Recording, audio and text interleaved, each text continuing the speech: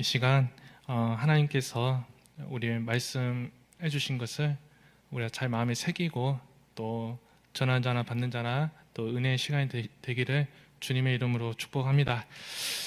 예수님은요, 모든 인간을 죄에서 구원하시기 위하여서 이 땅에 오셨어요. 가장 높으신 분께서 가장 낮은 자리로 오셔서 또 가장 낮은 모습으로 섬김의 그런 본을 보여주시면서 하나님 나라를 이루어 가셨습니다. 그 모습을 통해서 주님은 우리가 나아가야 할 올바른 방향이 무엇인지에 대해서 가르치셨고요. 또 우리는 또 하나님 나라를 이루어 가는 그 자가 되어야 한다는 사실에 대해서 깨닫게 하셨습니다. 그 말은 즉 하나님 나라는 예수님이 영광 중에 다시 오실 그때야 완성된다는 그 생각이 아니라요, 주님의 나라는 멀리 있지 않다, 우리의 삶 속에 있다, 우리와 가까이 있다는 것에 대해서 우리는 알 수 있습니다. 주님께서도 하나님의 나라는 먼 미래에 존재하는 나라가 아니라는 것에 대해서 확실히 하셨어요. 바리새인들이 예수님께 나와서 도대체 하나님의 나라가 어디에 있냐고 이렇게 질문을 합니다. 그때 주님은 하나님의 나라는 볼 수 있게 임하는 것도 아니고 또 여기 있다 저기 있다 말하는 것도 아니라 너희의 마음 안에 있다 라고 말씀하셨어요. 주님께서 그렇게 대답하시며 가르치신 것은요, 그분의 나라를 너희도 이루어 가라는 거예요. 우리의 삶에 함께 하시는 하나님 나라를 바라만 보지 말고 기다리지만 하지 말고 주님의 나라를 함께 이루어 가는 자들이 되라는 것, 그 의미를 함축하고 있다는 것을 깨닫게 되는 것입니다. 오늘 본문에는 직접적으로 하나님 나라라는 단어가 쓰이고 있지는 않아요. 하지만 본문이 속해 있는 이 누가복음 9장을 전체적으로 보면요, 주님은 하나님 나라에 대해서 참 많이 말씀하고 계세요. 어느 부분에서 말씀하셨는지 간략히 살펴보면 이렇습니다. 먼저 2절을 보면 하나님의 나라를 전파하며 라고 말씀해요. 주님은 이 12제자를 불러 모으신 후에 모든 귀신을 제어하고 또 병을 고치는 그 능력과 권위를 주시면서 제자들을 파송하시면서 하나님 나라를 전파하라고 말씀하세요. 11절에선 예수께서 그들을 영접하사 하나님 나라의 일을 이야기하시며 병 고칠 자들을 고치시더라 라고 말씀합니다.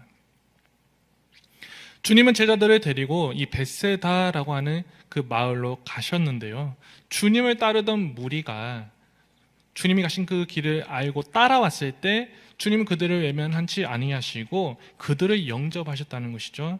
그리고 하나님 나라가 무엇인지에 대해서 전파하셨다는 거예요. 또한 27절을 보면은 죽기 전에 하나님의 나라를 볼 자들도 있다라고 말씀해요.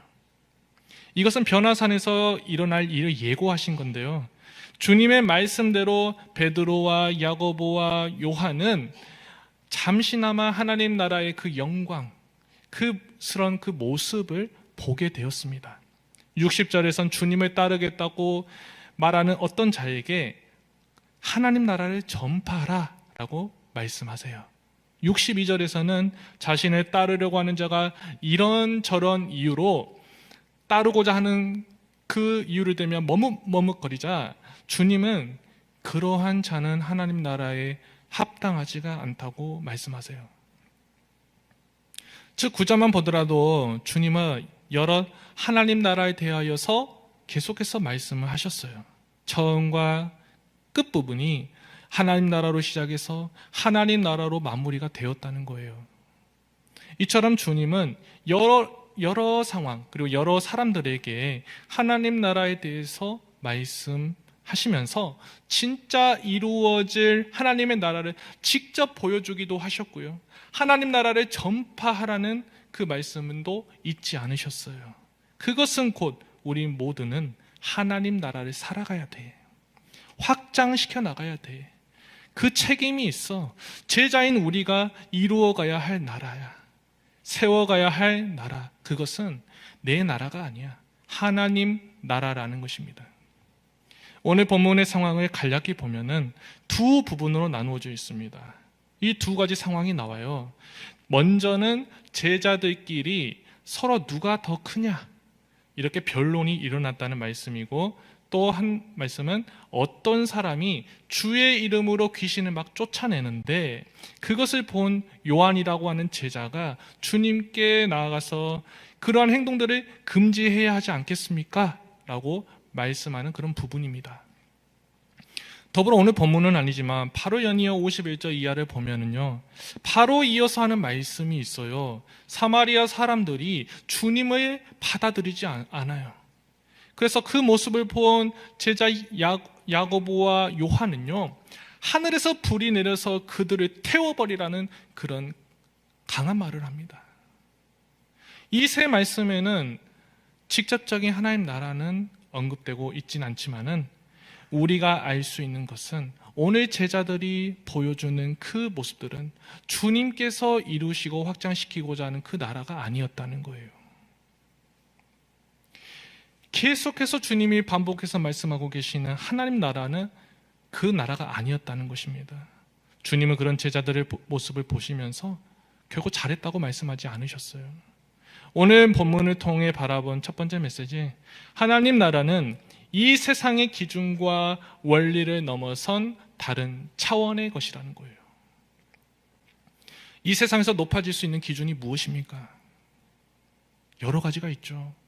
돈을 많이 벌어서 부자가 되는 것, 높은 고위 공직자의 자리에 위치하는 것, 높은 그 좋은 회사의 임직원의 자리를 맡는 것, 사회적으로 출세하고 누구나 좋아하는 그런 갖고 싶어하는 직장을 갖는 것, 유명한 사람, 또 많은 인맥을 소유한 사람이 되는 것 등 물질적인 가치관을 비롯해서요, 힘을 누리고 소유하는 것, 그것이 이 세상에서 높아질 수 있는 방법이란 방법이에요. 시대를 불문하고 그러한 모습들이 높아지는 공식이어서 그랬을까요? 당시 예수님의 제자들도 자신들의 마음속에 예수님을 통해서 지금보다 나는 더더욱 높아지고자 하는 그런 세상적인 마음이 가득했다는 것입니다. 내가 너보다 더 큰 사람이 될 거야.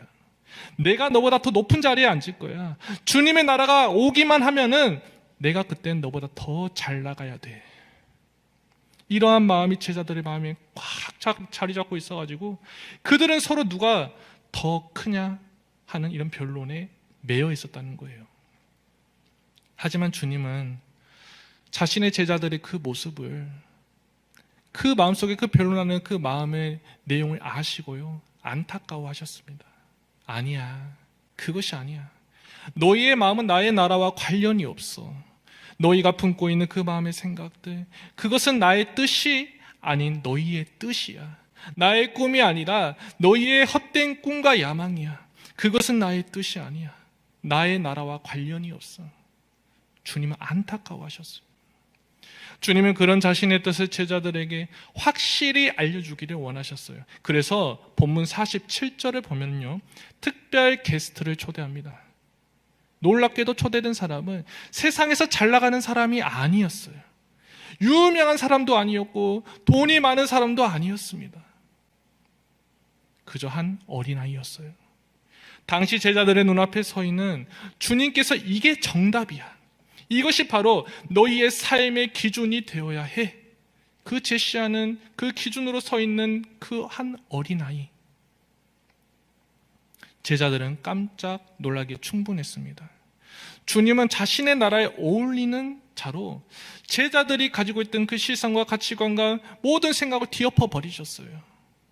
다른 정답, 생각지도 못한 정답을 눈앞에 보여주셨다는 거예요.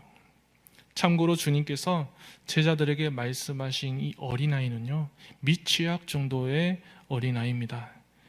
그런데 주님은 이런 어린아이만을 말씀하신 게 아니에요. 스스로 자신을 지킬 수 없는 연약한 자, 사회적인 약자, 보살핌이 필요한 자, 그런 모든 사람들이 포함이 되어 있습니다.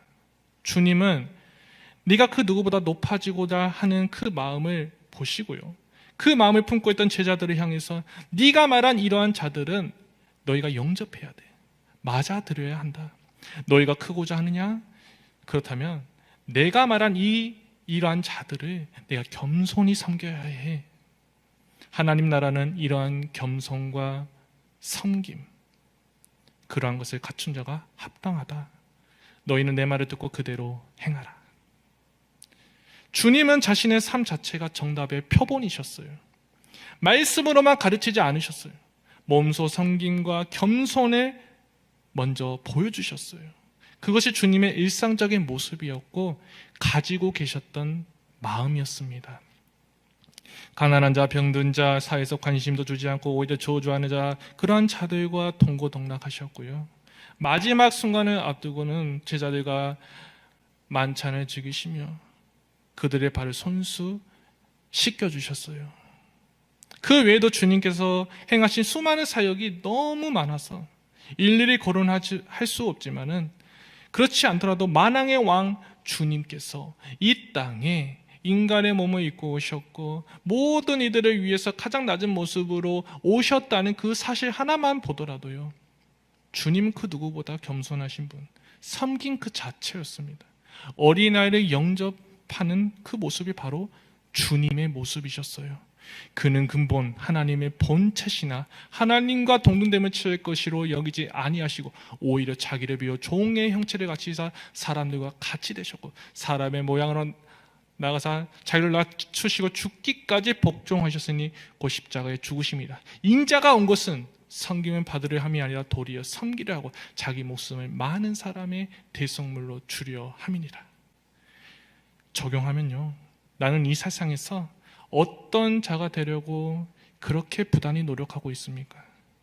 큰 자입니까? 작은 자입니까? 정말 내가 원하는 목적지는 하나님 나라에서 큰 자입니까? 이 세상에서 큰 자입니까? 사람들에게 인정받는 게 목표입니까? 하나님께 인정받는 게 목표입니까? 모두가 바라봐주는 세상에서 아무리 큰 자가 된다 할지라도요, 하나님 나라의 시민보다 클 수 없어요. 아무리 세상에서 높은 자리에 앉는다 할지라도요, 하나님 나라보다 더 좋을 수 없어요. 하나님 나라는 이 세상의 기준과 원리를 넘어선 다른 차원의 것이기 때문에 그렇습니다. 다음으로 하나님 나라를 향해 나아가는 성도는 신앙의 성숙 단계를 이루어 가야 합니다. 예수님의 제자들은 주님과 참 많은 시간을 보냈습니다. 시간상의 순서와 배열의 차이를 내려놓고 누가복음 9장 말씀을 다 보더라도요, 복음을 전하라, 예수님께서 파송하셨죠. 그 일을 감당하기 위해 주님의 능력과 권능을 받아 누리고, 그리고 주님의 일하심을 열심히 선포하며 나아간 것들이 바로 제자의 모습이었어요. 5천 명을 먹이시고 기적을 베푸신 그 현장에서 제자들은 눈앞에서 목격을 했어요. 주님은 보여주셨어요. 자신이 누구냐는 그 질문에 시몬 베드로가 주는 그리스도시요 살아계신 하나님의 아들이십니다, 이런 완벽에 가운 고백을 제자들도 들었어요. 주님이 그 말이 옳다, 제자들도 그 옆에 있었습니다. 모든 제자는 아니지만 하나님 나라의 모습, 영광스러운 그 모습으로 변화되는 모습도 경험했어요. 제자들은 주님이 가르치시는 하나님의 나라에 대하여서 주님의 가르침을 가장 가까이서 들었을 뿐만 아니라 주님이 말씀하신 하나님 나라에 대해서 직접 눈으로 볼 수 있는 행운을 얻었어요. 하지만 그들의 신앙의 성숙 단계는 어떠했냐는 거예요. 하나님 나라를 이루어 가지 못하고 여전히 그 자리에 머물러 있었다는 거예요. 그렇게 주님과 많은 시간 함께하고 가르침 받았는데도 큰 달라짐이 없었습니다. 여전히 그 자리에서, 아니 오히려 그 전보다 더 후퇴되는 신앙을 갖게 되는지도 몰라요. 누가 더 크냐? 변론의 사건, 그 사건으로 인해 남보다 내가 더 높아지려고 하는 그 모습, 감사와 기쁨이 사라져버리고 시기와 질투의 마음만이 가득한 모습, 주의 이름으로 귀신을 내쫓는 자의 그 모습을 보면서 불평하는 모습, 하나님 나라를 이루어가는 것은 그 누가 되었든 간에 이루어가야 할 모습인데 그 사실을 깨닫지 못한 채 주님, 이 일을 막아야 되지 않겠습니까? 항변하고 있는 그 모습, 그들의 신앙의 성숙의 단계가 어느 정도인지를 뒷받침하고 있어요. 그들은 왜 그렇게 정체되어 있었을까요? 하나님 나라를 이루어가는 모습을 보면서 나보다 남을 더 앞세우고 높이고 섬기는 삶을 살고 내가 아니더라도 하나님 나라가 이루어가는 그 모습을 보면서 기뻐하는 게 마땅한데 왜 제자들의 마음엔 기쁨이 아니라 분노와 불평과 질투심이 가득한 그 모습에 머무를 수밖에 없었냐는 것입니다. 앞에 9장 40절의 앞부분을 잠시 보면요, 예수님의 직속 제자인 자신들도 귀신을 내쫓지 못했습니다. 자신들이 아니라 다른 제자가 예수님의 이름으로 귀신을 내쫓는 그 모습을 보니 제자들은 참 마음에 들지 않았어요. 그것이 주님의 나라를 확장시키는 일이었음에도 불구하고 오로지 높아지는 데 혈안이 되어 있었으니까, 오로지 내가 더 높아지는 것이 목표였으니까 그들의 마음이 상할 수밖에 없었습니다. 마음이 주님의 마음으로 채워져 있지 않으니까. 시간이 지난다 할지라도 신앙의 성숙은 절대 일어날 수가 없었어요.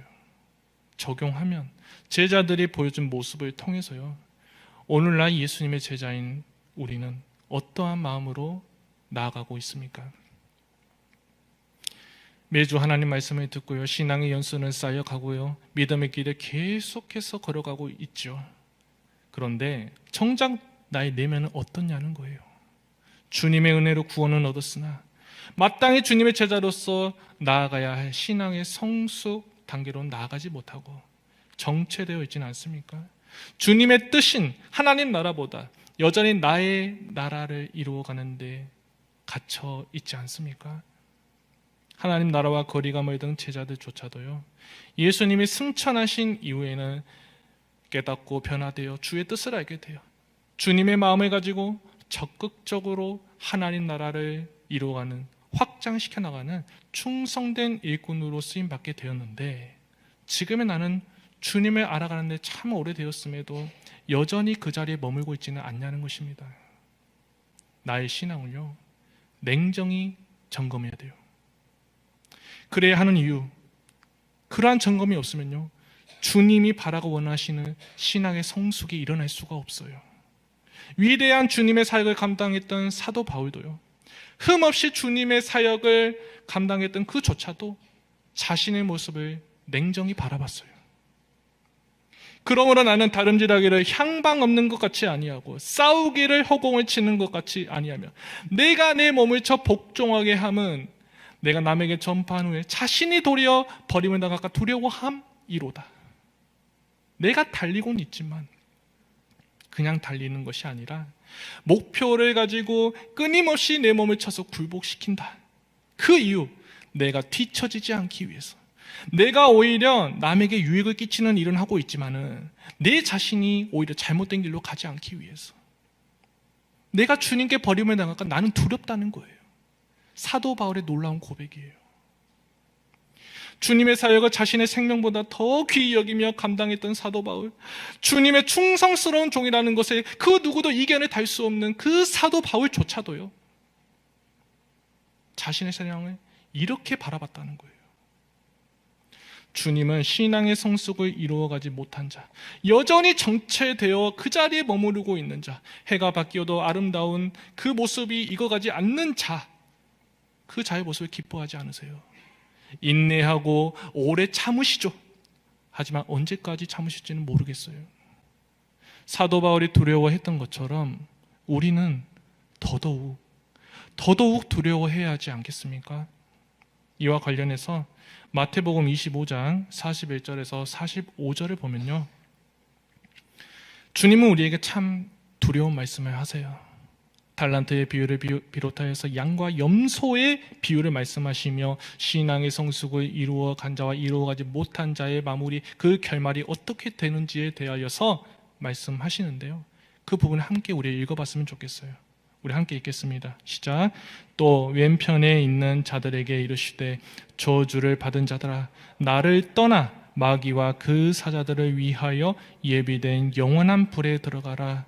내가 줄일 때 너희가 먹을 것을 주지 아니하였고 목마를 때 마시게 하지 아니하였고 나그네 되었을 때 영접하지 아니하였고 헐벗었을 때 옷 입히지 아니하였고 병들었을 때와 옥에 갇혔을 때 돌보지 아니하였느니라 하시니 그들도 대답하여 이르되 주여 우리가 어느 때 주께서 줄이신 것이나 목마르신 것이나 나그네 되신 것이나 헐벗으신 것이나 병드신 것이나 옥에 갇히신 것을 보고 공양하지 아니하더이까.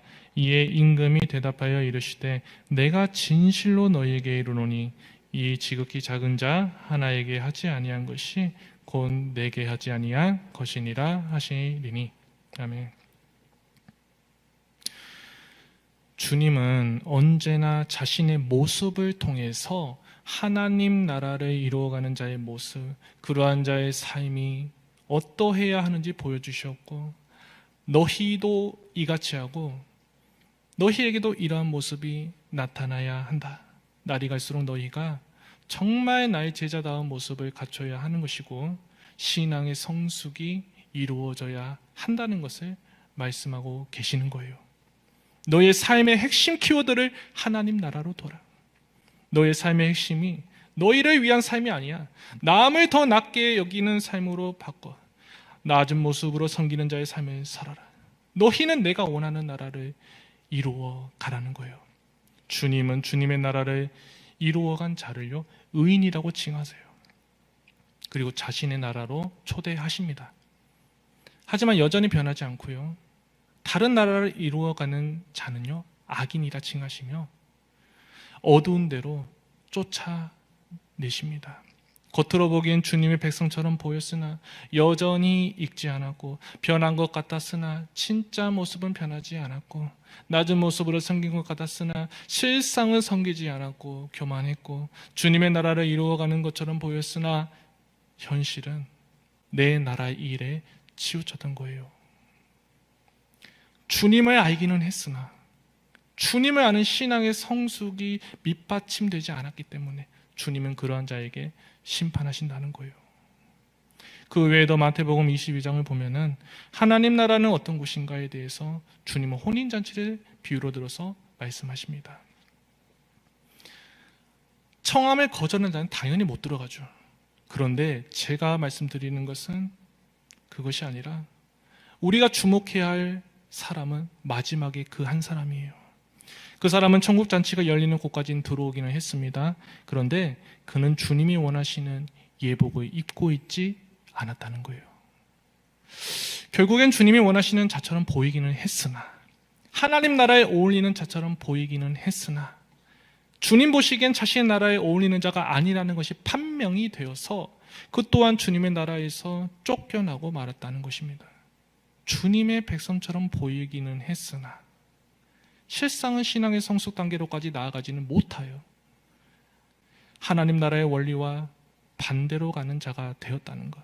주님은 그 사실을 우리가 깨닫기를 원하세요. 오늘 본문의 제자들은 하나님 나라를 이루어 나아가는 그 성도의 모습을 주님께서 바라고 원하시는 신앙의 성숙 단계에 참여치 못했어요.